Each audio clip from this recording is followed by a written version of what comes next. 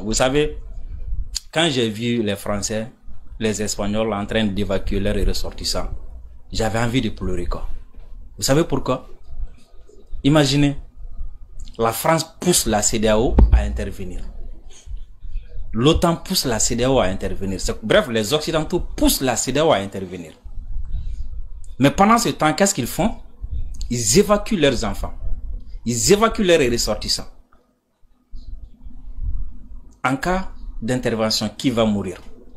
Les Nigériens, les Béninois, les Togolais, les Ivoiriens, les Sénégalais.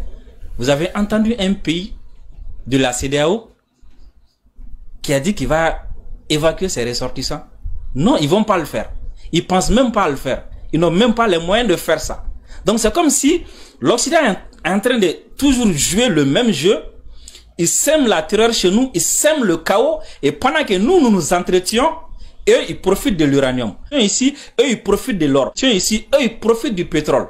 Et ils ont su que le vent que je vous décrivais tout à l'heure, ce vent est en train d'unifier l'Afrique. La jeunesse africaine, les Africains sont en train aujourd'hui de se donner la main. Un pays comme l'Espagne ou un pays comme la France peut venir se vanter ici ou bien se taper les poitrines au Mali ou au Niger parce que la France est membre de l'Union européenne. Elle est protégée par l'Union européenne. Donc c'est la force de l'Union qui fait que la France nous domine. C'est la force de l'Union qui fait que des pays qui ont une superficie moins qu'une région malienne arrivent à nous insulter ou à nous exploiter aujourd'hui. Parce que c'est la force de l'Union. Et ils voient que l'Afrique est sur cette voie-là. L'Afrique est en train de s'unir. Alors qu'est-ce qu'il faut faire? Une CEDEAO forte n'arrange pas l'Union européenne. Une CEDEAO forte n'arrange pas l'OTAN. Alors qu'est-ce qu'il faut faire? Il faut, à travers ce genre de situation, pousser 4 pays contre 4 autres pays. Imagine, regardez ce qui se dit aujourd'hui. Le Nigeria dit qu'il est prêt à intervenir. Le Ghana dit qu'il est prêt à intervenir. Le Sénégal dit qu'il est prêt à intervenir. La Côte d'Ivoire ou le Bénin également dit la même. Donc 4 pays. De l'autre côté, le Mali, le Burkina a fait un communiqué. Justement, nous allons en revenir. Mais là, vous venez. Oui, juste pour terminer ça. Plus le Niger, ça fait 3. La Guinée a dit non. Ça fait 4. On pousse 4 pays à venir attaquer 4 pays de la même CEDEAO. Et résultat, qu'est-ce qui va se passer? Les pays de la CEDEAO vont se tirer dessus. Et c'est les citoyens de la CEDEAO qui vont mourir. Et pendant ce temps, l'Europe a déjà évacué ses enfants. Vous voyez que c'est méchant? Et c'est quand je pense que un président comme Bola Tinubu, un président comme Ado, un président comme Macky Sall ou un président comme Patrice Talon, avec tout ce qu'ils ont comme diplôme, avec tout ce qu'ils ont comme expérience, avec tout ce qu'ils ont comme conseiller, comme moyen, ne peuvent pas réfléchir et voir ça, ça fait pleurer. Mais quand j'ai fini de pleurer, vous savez ce qui se passe? Quoi? Je ris beaucoup. Ah bon? Oui. Parce que je me dis que malgré que ces gens-là sont aveugles, ils n'arrivent pas à voir, ils n'arrivent pas à distinguer le bien du mal, mais de l'autre côté, il y a un peuple qui est décidé comment dire, à se libérer.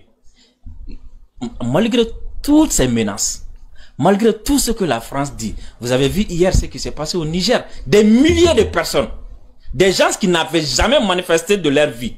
Mais quand on commence à les menacer, ils sortent pour dire, venez nous tuer. Mais ce processus de libération-là va aller jusqu'au bout. Oui. Ils ont mis le Mali sous embargo pendant à peu près 6 ou 7 mois. Qu'est-ce qui s'est passé? Le même peuple est sorti.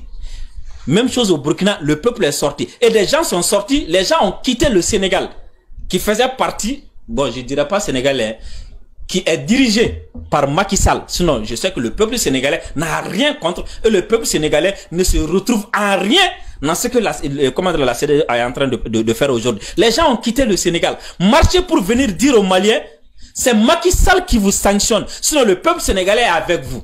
Les gens ont quitté la Côte d'Ivoire pour marcher, venir dire aux Maliens, c'est Alassane Ouattara qui vous sanctionne, pas le peuple ivoirien. C'est ça qui fait sourire. C'est ça qui donne espoir. Et tant que, d'ailleurs, je vais même féliciter Emmanuel Macron, quoi. Parce que sa naïveté, sa naïveté fait en sorte aujourd'hui que même ceux qui pensaient que nous étions des rêveurs, même ceux qui pensaient que nous n'étions que des propagandistes, ont su aujourd'hui que ces gens-là, ces pays-là, n'ont qu'un seul objectif, c'est de nous maintenir sous leur domination. Alors aujourd'hui, ces histoires de sanctions et ces histoires de menaces-là, sincèrement parlant, sincèrement, ça veut dire c'est même pas comment qualifier ça, quoi. Est-ce que vous comprenez? Comment peut-on dire que le coup d'État n'est pas bien pour le Niger? C'est ce qu'ils sont en train de dire. Hein. Le coup d'État n'est pas bien pour le Niger. Donc, eux, ils pensent au bien-être des Nigériens. Mais aller bombarder le Niger, c'est ce qui est bien pour eux, pour les Nigériens. Couper les vivres, mettre l'embargo sur les Nigériens, leur empêcher d'avoir de la nourriture, leur empêcher d'avoir du carburant, leur empêcher d'avoir des médicaments. C'est ça qui est bien pour le peuple nigérien? Je demande, est-ce que c'est ça qui est bien pour le peuple nigérien? Et c'est ça qu'ils sont en train de vendre. Et quand je vois des gens qui se disent intellectuels, quand je vois des gens qui se disent oh, j'ai tel ou tel diplôme et qui viennent nous pondre des narratifs pour nous dire que mais